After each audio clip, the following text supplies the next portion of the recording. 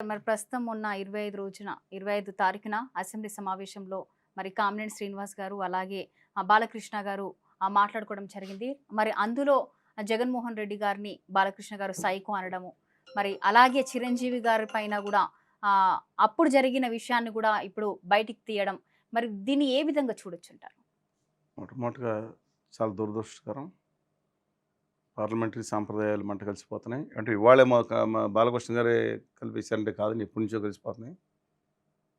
ముఖ్యమంత్రి గారిని, ఒక ముఖ్యమంత్రి గారి భార్యల్ని, అలాగే ఒక ముఖ్యమంత్రిని 1,00,000 కోట్ల దొంగని ఈ విధంగా మాట్లాడటం ఆంధ్రప్రదేశ్ అసెంబ్లీలో, తెలంగాణలో అయితే ఇంకా అసెంబ్లీలో కూడా ఇంకా దారుణంగా, ఇక పార్లమెంట్‌లో కూడా ఈ విధంగా వెళ్ళిపోవటం, పార్లమెంటరీ సాంప్రదాయాలు, అన్‌పార్లమెంటరీ లాంగ్వేజ్ కూడా ఒక పార్లమెంటరీ లాంగ్వేజ్‌గా మారిపోయిన పరిస్థితులు రావటం, చిన్నపిల్లల్ని సమావేశాలు చూస్తే చెడిపోతారని తల్లిదండ్రులు కట్టేయటం అనే పరిస్థితి వచ్చిందంటే అసెంబ్లీ పరిస్థితి దిగజారిపోయిందని అర్థమవుతుంది.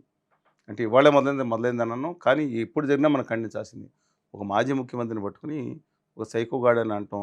ఈ బాలకృష్ణ గారికి వాచాలత్వం బాగా ఎక్కువండి. నోటి దూల అంటే మా దగ్గర దూలంటారు అనకూడదు కానీ నోటి దురుసు ఇది చాలా ఎక్కువ.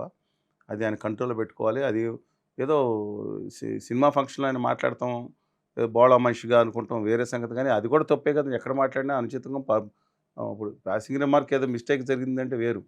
అందుకని దాంట్లో ఖచ్చితంగా అలా చేయటం మంచిది కాదు. ఇంతకుముందు ముఖ్యమంత్రిగా చేశారని కౌంటర్ చంద్రబాబు నాయుడు గారు ముఖ్యమంత్రిగా ఉన్నా కూడా అసెంబ్లీలో తోటి శాసనసభ్యులు ఎలా మాట్లాడారో చూసాం.